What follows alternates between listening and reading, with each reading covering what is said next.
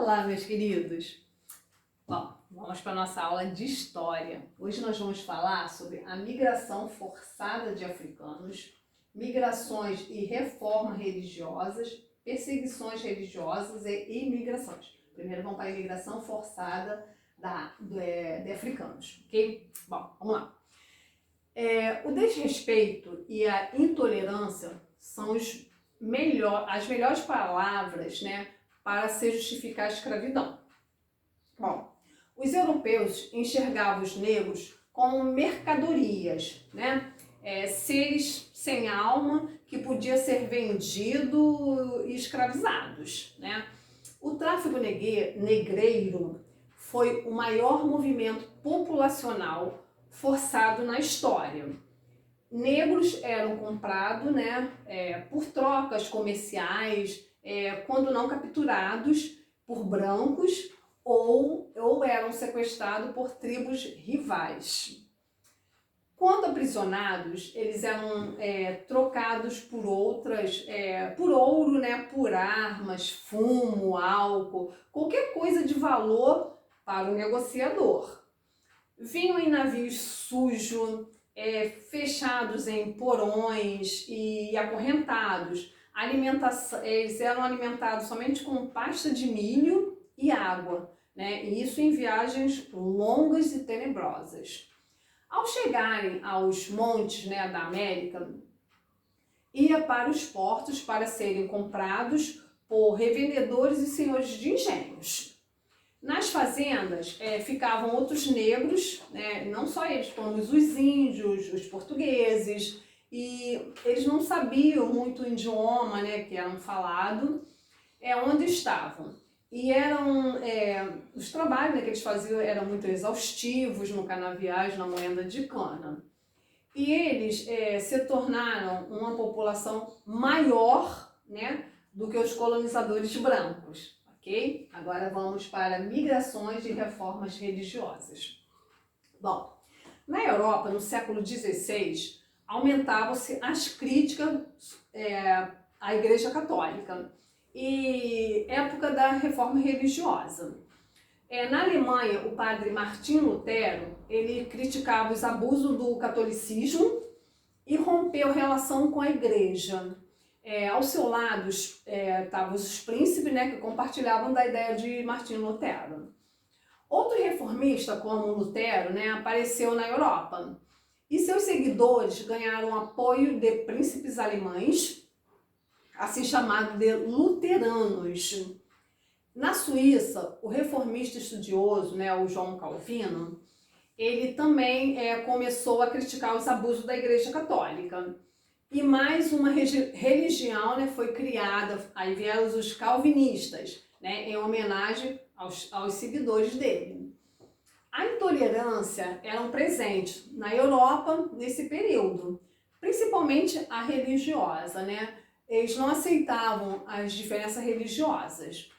Exemplo, né, as guerras que expulsaram os judeus e muçulmanos desse continente.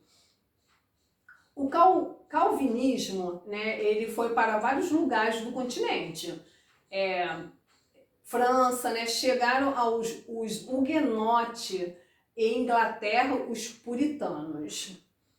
Nos reinos onde a religião católica era oficial e o rei era o defensor da fé, esses protestantes, eles eram duramente perseguidos.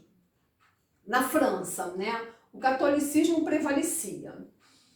Perseguições e massacres violentos, né, aos huguenotes, e eram assustadores, né, com 300 mil assassinatos em uma só noite. Okay?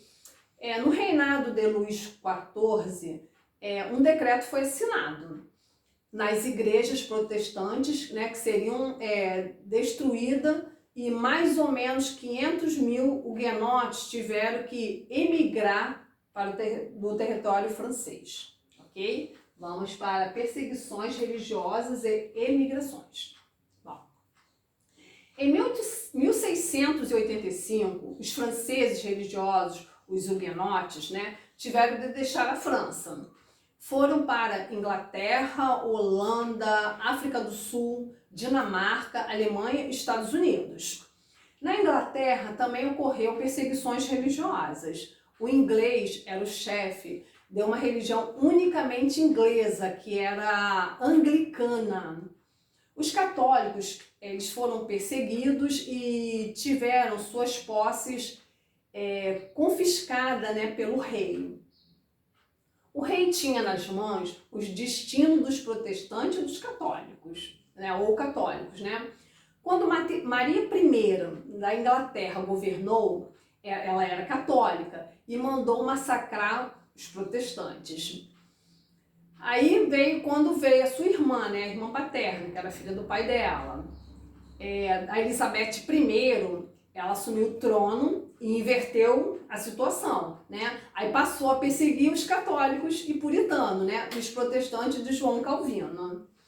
Muitos religiosos vinham da África do Norte, da América do Norte, numa esperança, né, de uma vida melhor, né, para mudar suas vidas. Muitos ingleses e franceses, e europeus também, que também se sentiam perseguidos, partiram para a terra do Novo Mundo. Atravessaram o oceano, né, em viagem, mais ou menos 2 meses, e fundaram vilas e outros núcleos de colonização. Não havia reis ou papas na América, então parecia, né, uma terra onde existiria liberdade. Na América, esses puritanos que fugiram da perseguição religiosa, eles agiram da mesma forma, com a intolerância às outras crenças. E eram diferentes, né, em outras colônias inglesas da América do Norte. Se mostravam mais abertas e variedades de crença, né? Raramente chegaram os protestantes no Brasil. Eram colônias de Portugal, né? Um dos países mais católicos da Europa. O Brasil foi oficialmente católico até 1891, né, no século XIX. Já era permitida a entrada de imigrantes protestantes em terras brasileiras, ok? Bom, nosso estudo termina por aqui, tem dever na plataforma para vocês praticarem. Qualquer problema estou à disposição, tá? Beijos e até a próxima!